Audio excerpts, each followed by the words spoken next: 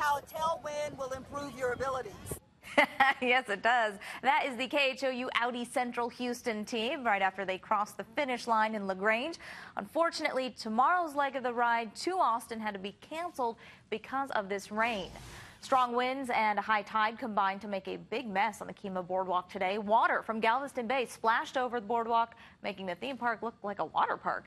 Some rides had to close temporarily, but the restaurants did stay open. And Mario, we are all hearing about this and prepping for this rain that's coming up this week. Yeah, we are, and that's kind of the first, that tailwind was really incredible because it was so high. Down in Galveston, they do have a coastal flood advisory for that water that is going to come across almost towards Highway 87. Here's what it looks like right now in Galveston. You can see the Seawall Boulevard, and the camera, of course, is moving quite a bit. And the reason being is look at these wind gusts, that tailwind that Sherry was talking about that was taking her all the way to Galveston. It was quite a tailwind, 20 to 30 mile per hour winds, really speeding them along all the way towards their destination. 32 mile per hour wind gust here, and you can see the speed there in Houston, also at Hobby at 30 miles per hour. So that's going to push the water up across the areas just east of the facing beaches. So if you're living near the beach, you may want to move your car if you're parked on the beach, at least for the time being, at least through tomorrow. And even our camera is moving about. It's been very breezy all day long. Winds are now east at 14 miles per hour, but wind gust here also hitting 25 to 30 miles per hour at times. It's still very mild outside, temperatures in the 70s, but notice that dew point at 68. There's literally a river of moist air feeding the storm system, that big major snowstorm in Colorado you see there, and the spinning snow.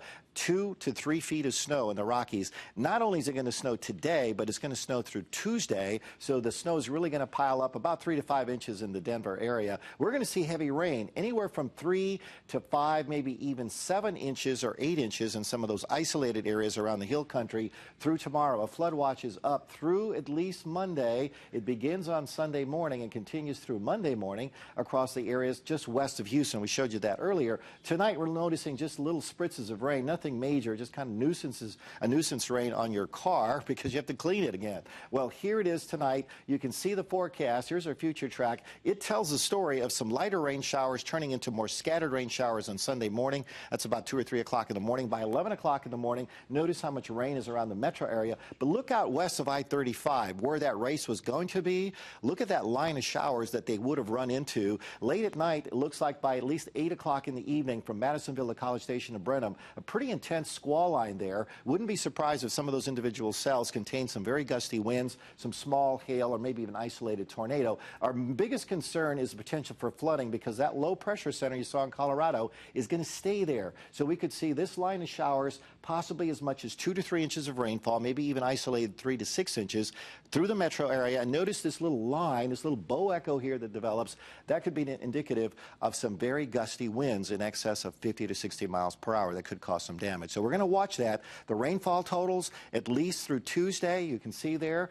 6, 7, or 8 inches of rainfall. Hard to forecast depending on where that squall line moves, but if it moves through the Houston area as it is anticipated, we could end up with some bayou flooding, possibly even street flooding. So be prepared for that. Monday through Tuesday, those are the target dates when we expect the worst weather here in Houston. Right now, we're looking at 70-degree numbers. We wanted to show you the weather wheel before we leave you. Rain chances begin in the morning at about 50-50 odds, increase through about 60% through at least the noon hour. And we're going to keep that number pretty much for the rest of the afternoon. Don't be surprised if you see scattered or isolated thunder showers beginning Monday, Sunday night into Monday morning. And that's the 100% chance of rain we've been forecasting since Friday. We're going to keep that number right where it is, Reka, going into the middle part of the week with about a 40 to 80% chance of rainfall.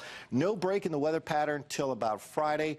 And it looks like we're starting to get into the end of the week with a little ray of hope that sunny weather does come back, Reka, eventually.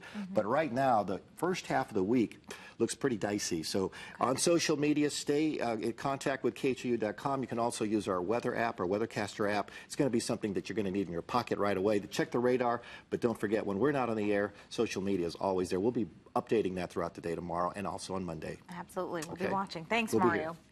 Hey, there was a casting call at NRG Park for what could be an opportunity of a lifetime. Tim Wetzel reports on the auditions to be a Texans cheerleader. The competition is fierce. Hundreds of hopeful dancers are trying